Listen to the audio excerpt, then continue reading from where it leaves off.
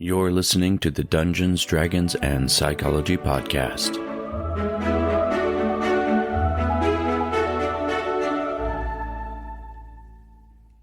Sometimes the best advice is just a few simple pointers. And today, that's going to be our episode.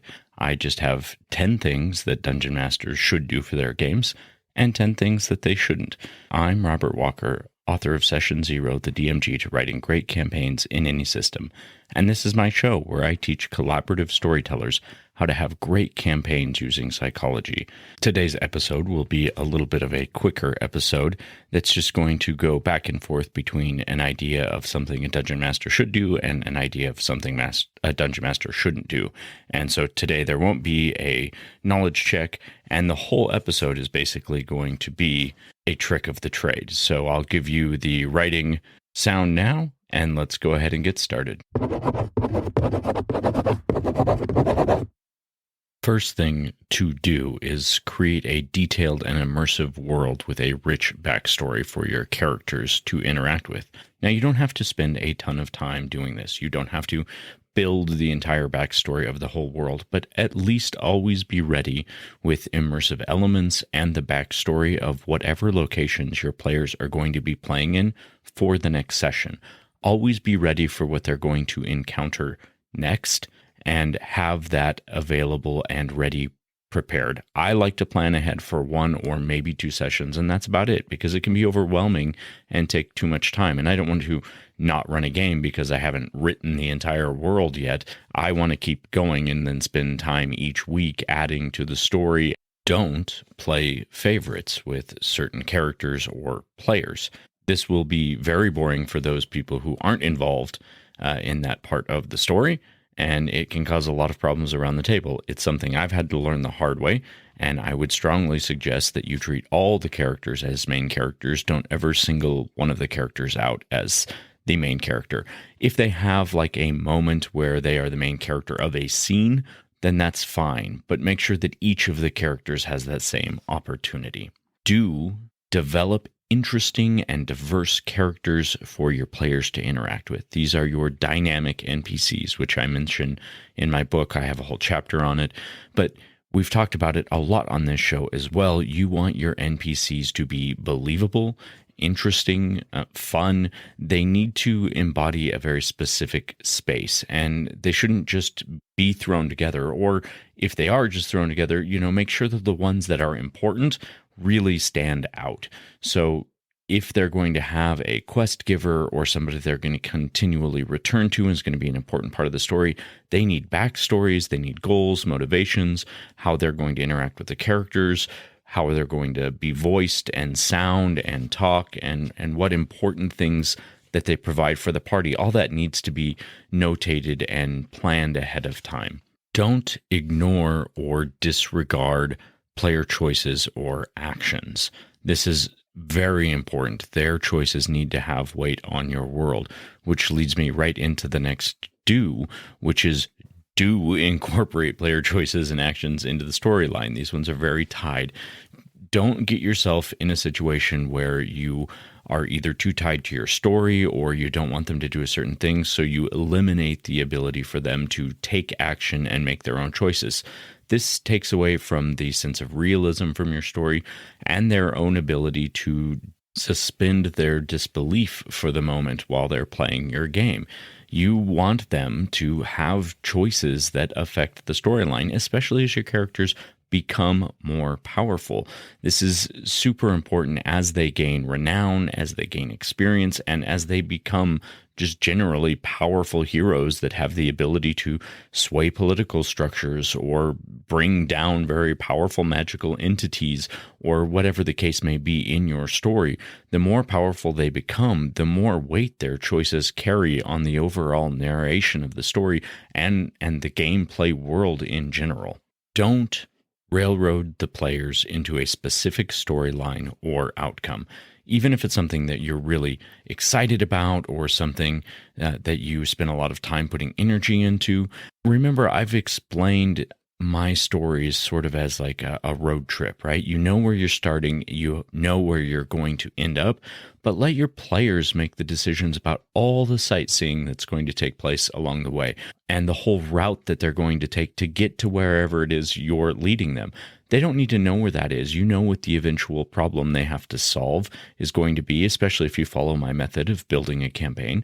Then you've already worked through that and you know where it's going to eventually end up. But there's a million different roads that are going to lead to the same destination.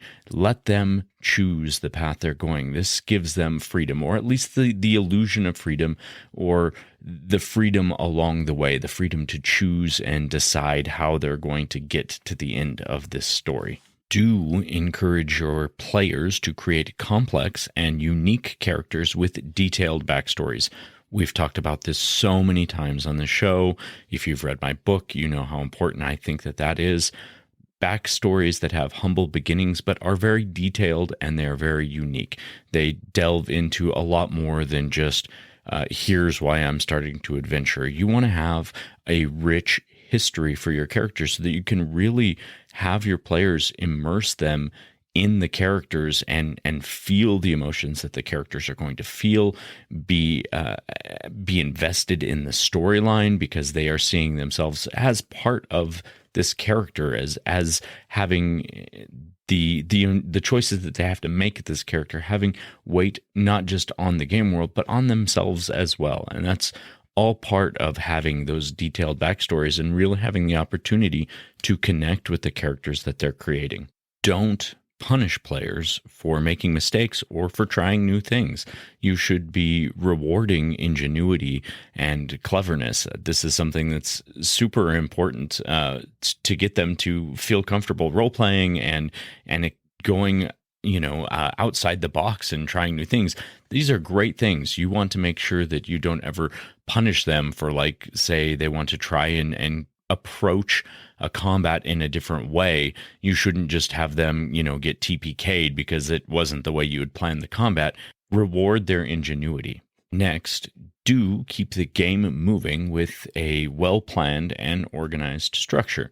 Now, this isn't a railroad. You're not railroading your players, but keep the game on a structure. And the structure I'm kind of talking about here is sort of like the 3-arc story structure, which we've talked about on the show, about how you can have that in both the macro and the micro. Like it follows the entire story, can follow the 3-arc story, but so can your adventures that take place. You should have a beginning, a middle, and end in each of your individual sessions even.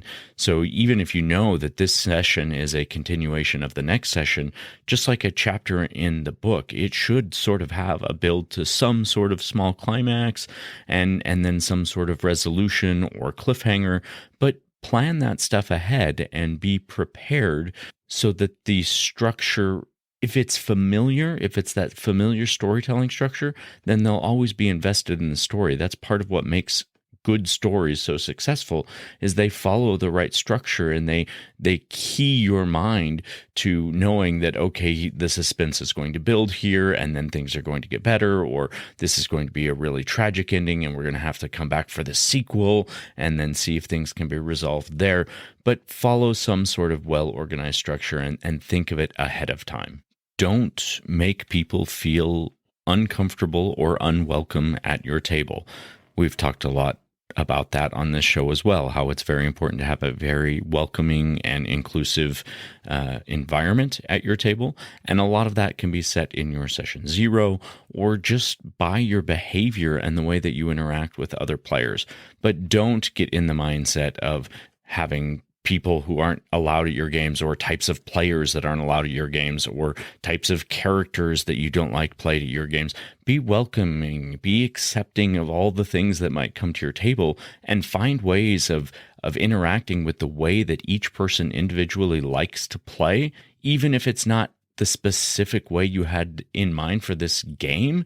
Find a compromise. Be open and accepting so that everyone will feel comfortable and happy to play in the games at your table. Continuing on with what you can learn at your session 0, do provide clear and concise rules for gameplay. So this can be as simple as saying, hey, here's the system we're using, and we're using the system exactly as written. Or it can be elaborating on your house rules or any differing spells that you might have or alternative rulings, but make sure that it is clear and it is concise and your players know what to expect. Session 0 is all about setting expectations for what your game is going to be, and so that is the appropriate place for setting the expectation of what the rules and gameplay are going to be like at your table. But if something changes, make sure you communicate it clearly whenever it comes up. Don't just wait and say, oh, wait, no, I decided now Fireball's not going to work in this world anymore. When you've had a character who might be specialized in that, and now all of a sudden they feel undermined, just make sure that you are communicative and clear about whatever the rules are going to be for your game. Don't create one-dimensional or uninteresting villains. I love good villains, and part of what makes any great villain great is that they have layers, they have a backstory, they can be related to, or they're very, very unique. Very rarely is the very plain and simple, I'm bad because I'm bad, so I destroy good things. That is not an interesting story. What is an interesting story is a fall from grace, or somebody who thinks that their actions are going to make the world a better place, or it's a revenge plot. Make it interesting. Your villains need to have spice to them. They need to have layers, and they need to be something that the characters can look at and go, wow, that was a great villain, not just, oh yeah, it was just another bad guy. Do use descriptive language to paint vivid pictures of your game world. You may not have a huge vocabulary, but part of being a good DM is learning the right words to describe your world. And if you're in like a fantasy setting that has medieval things, pick up some new vocabulary, like just learn some new words to describe things in more interesting ways. That's one of my favorite things to do, is learn a few new words that can be thrown into the story, and using some of those traditional words like medieval vocabulary can add a level of immersion to your players as they're hearing you describe things in sort of an archaic way. It can actually draw them to think of it as something different from our real world. So that can be a very useful thing to do as well. Don't use offensive or insensitive content in the game. Now, this can be mitigated a little bit by saying, if you, in your session 0, agreed to play a darker game and you took the advice from like the show that we talked about in how to safely run a darker game at your table, that's one thing. But don't throw things into your game that have been drawn as lines, or that were said that people were unwilling to be involved in a game that had that. And don't just throw it out there just for shock value, even if it wasn't discussed. Make sure you are honoring the consent that was given to you during your session 0. Don't be the DM who just takes something for shock value and violates the consent that was given them by their players. That's not appropriate, and your table will fall apart quickly if you treat your players like that. Do spend time and create challenging and creative puzzles and obstacles for your players to overcome. Having these sort of things gives them small victories. It helps them immerse themselves a little further in your game world. And these puzzles and obstacles can really be tied to like your ultimate problem. Solving these little things along the way are really great when they tie into the overall story arc. And that ties right into the next don't, which is don't be tied to a solution just because it was your solution. Listen to what your players are thinking and doing and the actions that they've come up with. I may have mentioned before that there are many times I've created a riddle that the answer that the players give me fit better than the answer I had written for the riddle. I will obviously accept the answer that they give instead. Don't be tied to something just because it was yours. Use whatever is creative and best suited. Sometimes your players are going to come up with better ideas for your story than you came up with, and it's perfectly acceptable to use those ideas instead. After all, this is a collaborative storytelling game, so let them collaborate with you that fit the situation better or worked in a way that was just really unexpected and unique. And those are some of the most fun times at the table, which is also why you don't want to be inflexible or unwilling to adjust the gameplay based on player feedback. That's another huge thing that you want to focus on. If your players are giving you feedback about, hey, maybe there was too much combat, or is there something we can do to speed up the rounds, or I feel like our downtime has been kind of boring, adjust the gameplay based on that feedback. If they bring a problem to your attention, it's usually because it's affecting their ability to have fun at the table, and adjusting the gameplay based on their feedback will make the game more fun for everyone involved, yourself included, because when your players aren't having fun, you as a DM aren't going to be having as much fun either. So that leads to my next do, which is do have a way for your players to give you constructive criticism and feedback about the game. Make sure that they know either through session 0 that you lay it out, or you tell them at the very end, but some way they need to know how can they get a hold of you and give you feedback. It can be anonymous or it can be an open forum, but whatever it is, it needs to exist, and you need to have that. You need to remind your players about that so that they are always feeling comfortable to give you the feedback to keep that game going forward and being fun for everyone. So that leads to my next do, which is do have a way for your players to give you constructive criticism and feedback about the game.